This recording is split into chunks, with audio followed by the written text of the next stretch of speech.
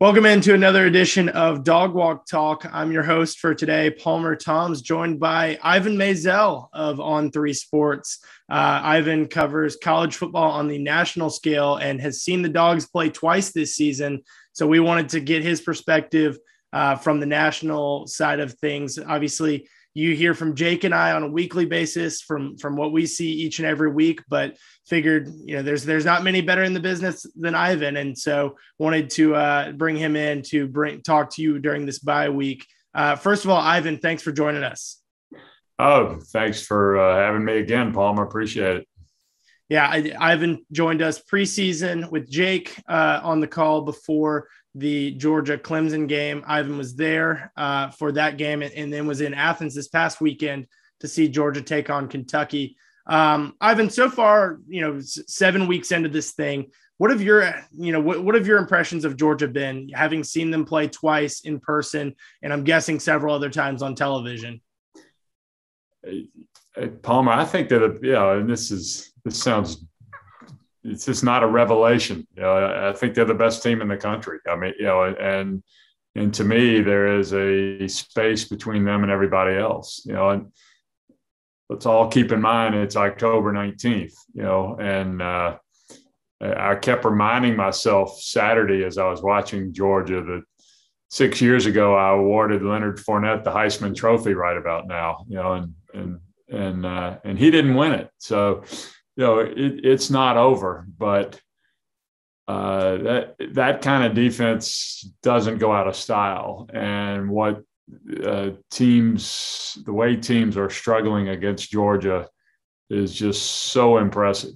And to me, I don't know that there's much of a discussion.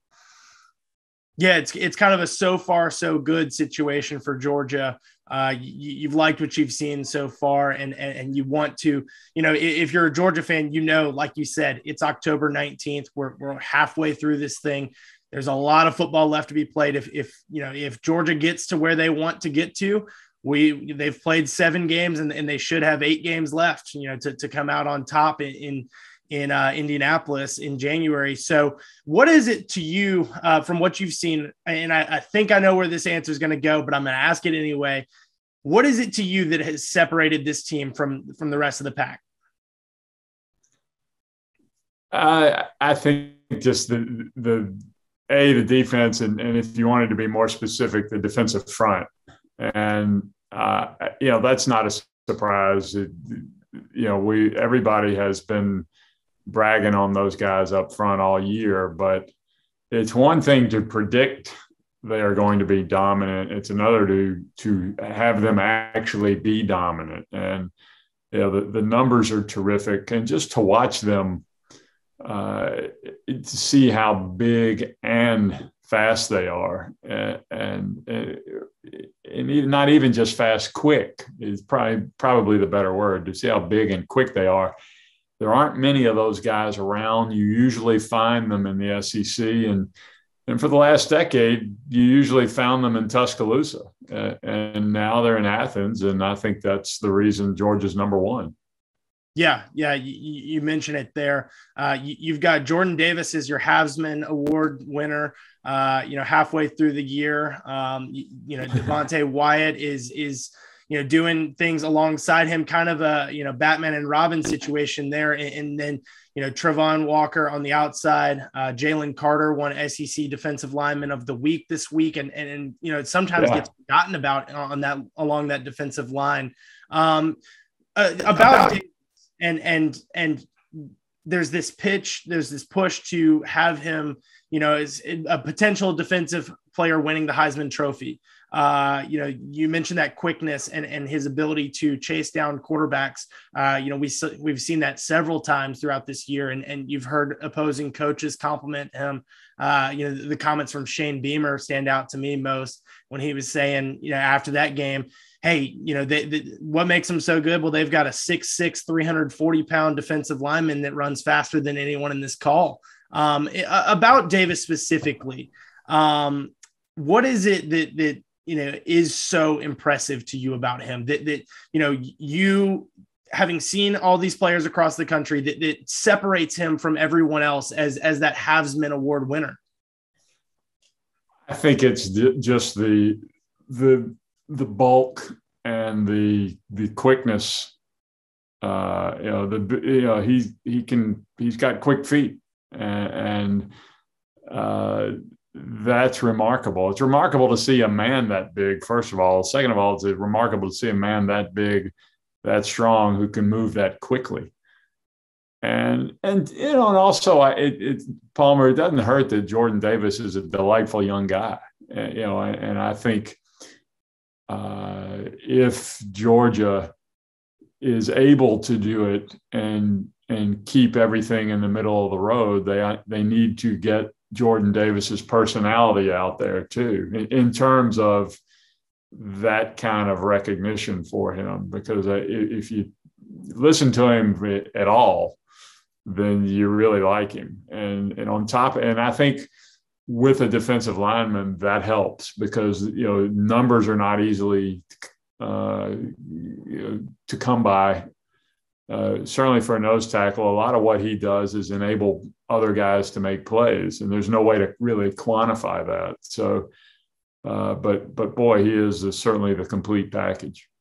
Yeah, 18 tackles on the year, 3 of those for loss for Davis. It didn't get credited with the blocked field goal or blocked extra point, but was certainly in there on both of those.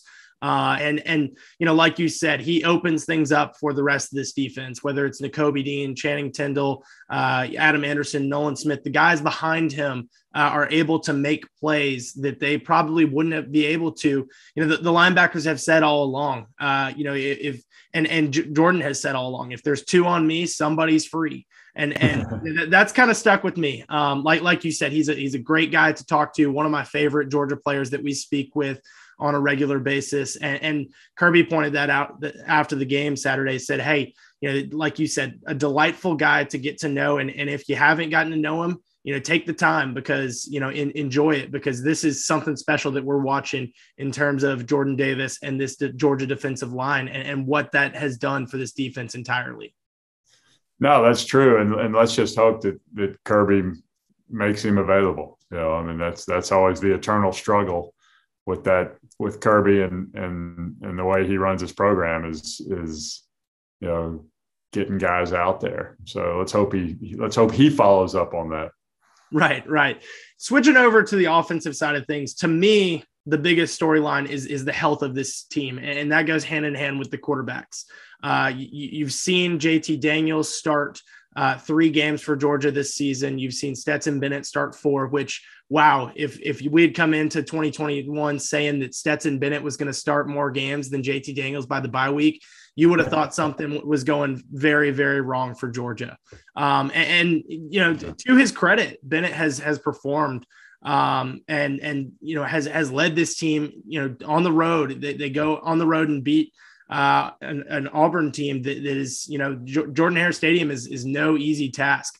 That they win a top 10 game against Arkansas and a borderline top 10 game against Kentucky at home, 2 college game day atmospheres in Athens, plus his big SEC player of the week performance against UAB, making his first start, kind of arriving back on the scene after what he did last season. Got hurt against Florida, comes back in that UAB game and tied the school record for passing touchdowns in a game with 5 in the first half. How have you assessed the play of Stetson Bennett from what you've seen so far? And what do you make of this quarterback situation if and when JT Daniels gets healthy? I have loved seeing Stetson Bennett succeed, because in an age when quarterbacks struggle and then immediately leave and go somewhere else to try to play, it's refreshing to see a guy who sticks around, learns from his mistakes, and gets better at that school. We all saw Mac Jones do it last year and win awards. And Stetson Bennett isn't at that level, but he's playing very well, and he seems unflappable. He's certainly efficient, and he doesn't have to be a world beater. He's got to get the ball to the guys who are world beaters, and I was concerned about Georgia at quarterback before the season, just because this was kind of an odd thought I had, Palmer, but I remember being in Birmingham in July and seeing JT Daniels and thinking, boy, that dude is kind of skinny to be an SEC quarterback. And sure enough, he's struggled to stay healthy. And I don't know if there's a cause and effect there or what, but the fact is he hasn't stayed healthy. And the fact is Stetson Bennett's been able to step up, and it's made a huge difference. Yeah, and Bennett, another thing about Bennett is that he adds a little bit of mobility to the quarterback position that you might not see from JT Daniels, especially coming off of that knee injury that he had a couple of seasons ago at USC, and the recovery, the time that it took for him to get back on the field over a year later after he arrived in Athens. I would imagine that JT Daniels is probably a little bit more cautious and a little bit more weary in terms of, taking off and making a play with his feet versus you've seen Stetson Bennett, lower his shoulder. I mean, Saturday against Kentucky, he was in on a block opened things up on a reverse for Ladd McConkey, who is that was a great block. Yeah. Who is another story. Let's talk about some of these playmakers around Stetson Bennett and JT Daniels, for a matter of fact. You've got, some guys that, as Kirby said earlier this year, if you had told him that Adonai Mitchell and Ladd McConkey would be the two leading receivers for this team, during spring practice, he would have been shocked, would have called you crazy. Throw in a true freshman tight end leading the team in overall in receptions, yards, touchdowns, and that being Brock Bowers. He's got 6 trips to the end zone this year.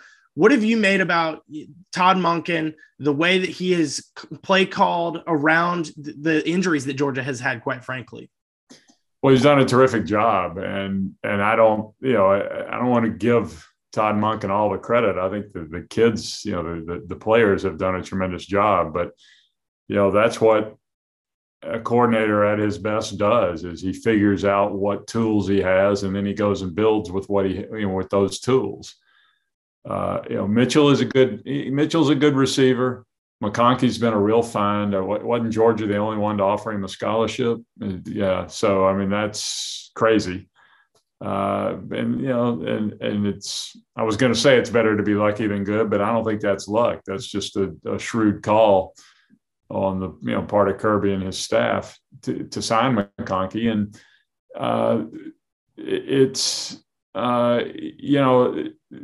we keep hearing, well, boy, when we get our receivers back, this offense will really open up. Well, they're doing just fine, and it's not like we've seen a lot of nail biters, because of this offense. So if this is the offense that takes Georgia the rest of the way, I think Georgia will be fine. Yeah, you mentioned it. Whether it's Jermaine Burton, Marcus Rosemy, Jack Saint, Arian Smith, potentially even George Pickens, some of these guys that Georgia was, Kyrus Jackson is another guy who's been banged up and hasn't been 100%. Some of these guys that Georgia was counting on coming into the season haven't been the playmakers that have been making those plays for Georgia and opening things up for Georgia offensively. But like you said, if this is the offense that Georgia rolls with, it hasn't, been any, hasn't caused them much harm so far this season. If there is one thing about Georgia that maybe is an area of concern going forward, from what you've seen, what would your one area of concern be for the Bulldogs as they head down this final stretch and by all signs pointing towards Atlanta in December? I think Georgia's biggest concern is Georgia. If you look at the remaining schedule, there's not really anybody there that going to keep you awake at night. Florida's struggling. They've pretty much taken care of the East, and Georgia Tech is better, but they're not on that level. So, Georgia's problem is staying focused and not assuming anything, and that's sometimes a lesson that can be hard to learn for young guys. It's it's easy when everybody's telling you how good you are to think you're that good and to begin to have a sense of entitlement. And that's, Kirby has, been around enough good teams that he knows how to handle that, but the kids are different every year, and you don't know whether they're going to handle that success well. So they just got to stay hungry. Yeah. And then looking across the division to the SEC West, always competitive over there. And that big hurdle for Georgia beating Alabama, all likelihood, it looks like Georgia and Alabama are going to play in that SEC championship game. But this has been one of the craziest college football seasons I can remember in recent memory. And crazier things have happened for the Crimson Tide over there. Looking at the West and how Georgia potentially matches up with Alabama, what's your take on that? How do you see, this Kirby Smart coach team matching up against that Nick Saban coach team? Well, I think Georgia's clearly better. I mean, if you look at, Alabama's biggest test on the road have been against Florida and A&M, and they struggled. They barely beat Florida and didn't beat A&M. Should have beaten A&M, didn't do it. Couldn't hold on in the last 3 minutes.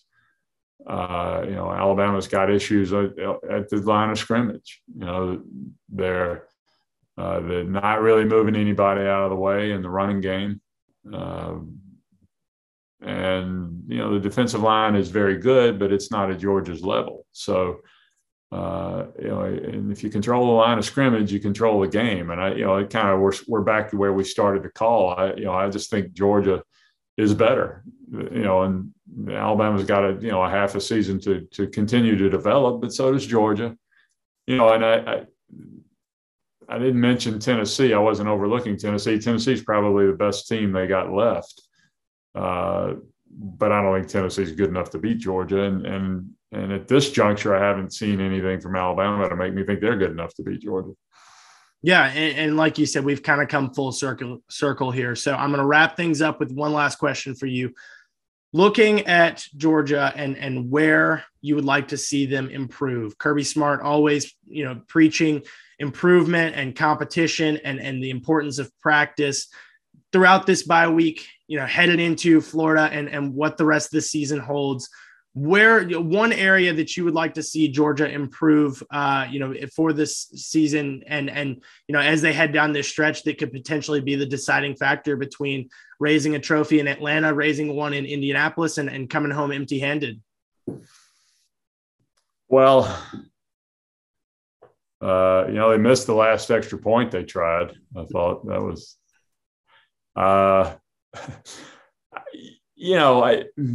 honestly, Palmer, I think the offense could be better. They haven't had to be, and they may not have to be at all. But that gets back to that conversation of, well, when we get our receivers back, or is JT Daniels going to be healthy? What's this offense going to be able to do when everybody's there? And I guess that, you asked me where they could improve. I mean, the offense has been good, but it hasn't played at the level of the defense, but the defense has been so good. I think, they could ride this defense all the way to Indianapolis. I really do. Well, the strong words from one of the best in the business. So fans, Ivan, where can our fans find some of your work, and your strong praise of Georgia? On3.com. That's where we are. And, I'm writing notes every day, writing a couple of columns a week, going to a game just about every weekend. So that's where we are. Well, Ivan, appreciate you coming on and look forward to potentially seeing you down the road. But for this edition of the Dawg Walk Talk, a special edition with Ivan Maisel, this is Palmer Thombs signing off.